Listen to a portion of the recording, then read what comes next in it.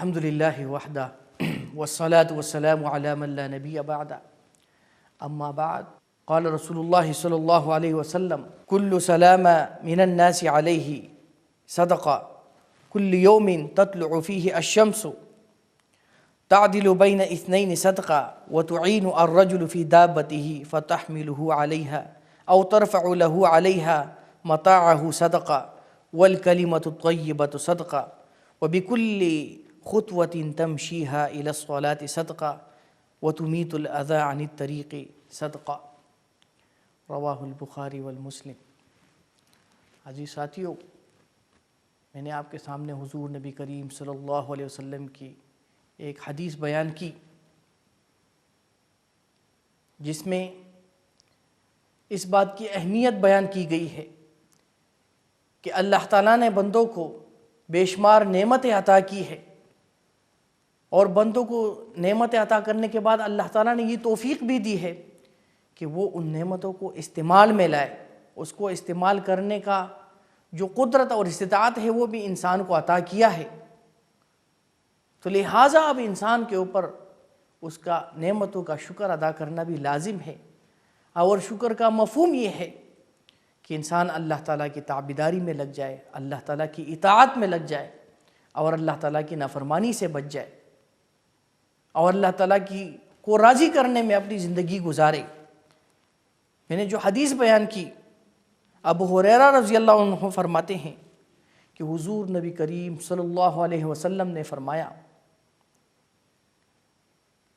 کہ انسان کے جتنے جوڑ ہے جو اللہ تعالیٰ نے پیدا کیے ہیں، جوڑ، جس طرح ایک روایت میں تھا کہ 365 جوڑ انسان کو اللہ تعالیٰ نے انسان کے جسم میں پیدا کیے ہیں، تو ہر جوڑ کی طرف سے انسان کے اوپر ایک صدقہ اور نیکی کرنا لازم ہے کہ وہ بطور تشکر وہ ہر جوڑ کی طرف سے ایک نیکی کرے، دن کے اندر ایک صدقہ کرے۔ تو اب لوگوں کے ذہن میں یہ بات آتی ہے کہ یہ تو بڑا مشکل کام ہے کہ کون 365 جو ہے وہ نیکیاں دن کے اندر کرے گا؟ تو حضور نبی کریم صلی اللہ علیہ وسلم نے اس کا معاملہ بھی آسان کر دیا کہ گھبرانے کی ضرورت نہیں ہے کہ نیکی کے اسباب بھی بہت ہیں۔ ایک مومن اگر اس حدیث پر عمل کرنا چاہتا ہے تو اس کے لیے اللہ تعالیٰ نے اسباب بھی بڑے پیدا کیے ہیں، جس طرح آگے حدیث میں حضور نبی کریم صلی اللہ علیہ وسلم نے فرمایا کہ جب بھی ایک انسان، ایک مسلمان دو بھائیوں کے درمیان صلح کرتا ہے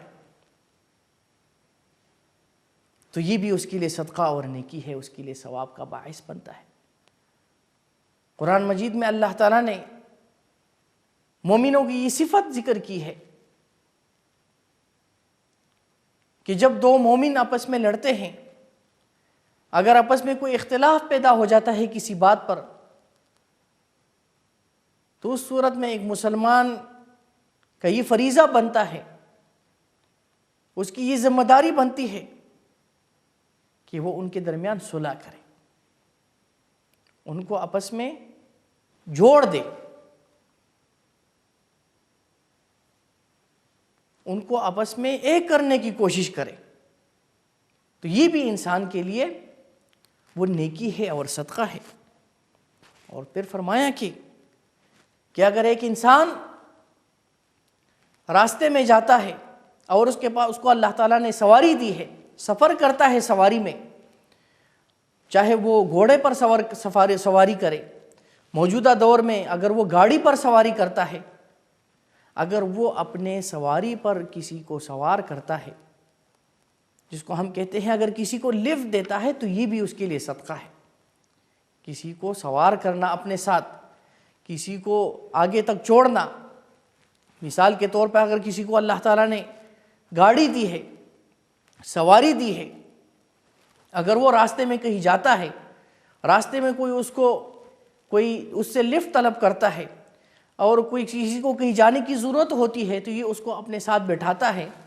اس کو آگے تک چھوڑتا ہے، اس کی جگہ تک چھوڑتا ہے، تو یہ بھی نیکی ہے۔ حضور نبی کریم صلی اللہ علیہ وسلم نے اس کو بھی نیکی میں شمار کیا ہے۔ اور بے شک یہ ایک ایسا عمل ہے کہ جس میں ثواب بھی تو ملتا ہے لیکن انسان بھی لوگوں کے دل میں دوسرا بھی محبوب بن جاتا ہے کہ اگر انسان اس طرح کسی کی مدد کرتا ہے تو وہ اللہ تعالیٰ کا بھی محبوب بنے گا اور معاشرے میں لوگوں کے دل میں بھی اس کی قدر اور عزت پیدا ہوگی۔ اور پھر حضور نبی کریم صلی اللہ علیہ وسلم نے فرمایا ہے کہ جب تم کسی کی مدد کی ضرورت ہو، اور پھر فرمایا کہ کسی کا سامان اس کے ساتھ اٹھا کے اس کی سواری پہ رکھ لینا، یعنی اگر کوئی آدمی ہو، اس کے پاس سامان ہے، زیادہ ہے، باری ہے، وہ اٹھا نہیں سکتا، تو اس کی مدد کرنا، اس کو سہارا دینا اور یہ سامان اٹھا کر اس کے کندھے پر رکھ لینا، یا اس کے لیے وہ سامان اس کی سواری پر رکھ لینا، یا اس کے سامان کو اپنے سواری پر رکھ کر اس کو لے جانا، اس طریقے سے اس کی مدد کرنا، تو اللہ کے نبی نے فرمایا کہ یہ بھی صدقہ ہے، یہ بھی ایک نیکی ہے۔ اللہ تعالیٰ نے نیکی کے اسباب بہت پیدا کر دیے ہیں۔ اور پھر فرمایا کہ وَالْكَلِمَةُ الطَّيِّبَةُ الصَّدْقَةُ، کہ اچھی بات کہنا یہ بھی ایک صدقہ ہے، یہ بھی ثواب ہے۔ اچھی بات کہنا کہ زبان سے اچھی بات کہے،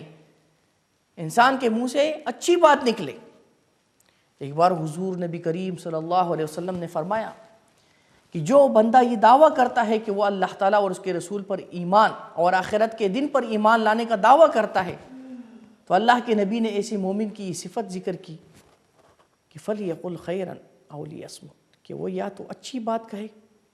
یا وہ خاموش رہے، یا وہ خاموشی اختیار کرے۔ اور ایک بار حضور نبی کریم صلی اللہ علیہ وسلم نے صحابہ کرام سے مخاطب ہو کے فرمایا کہ اتقوا النار ولو بشق تمرۃ، کہ جہنم کی آگ سے بچو، جہنم کی آگ سے بچو، کوشش کرو جہنم کی آگ سے بچنے کی، اگرچہ کھجور کا ایک ٹکڑا ہی صدقہ کر کے کیوں نہ ہو۔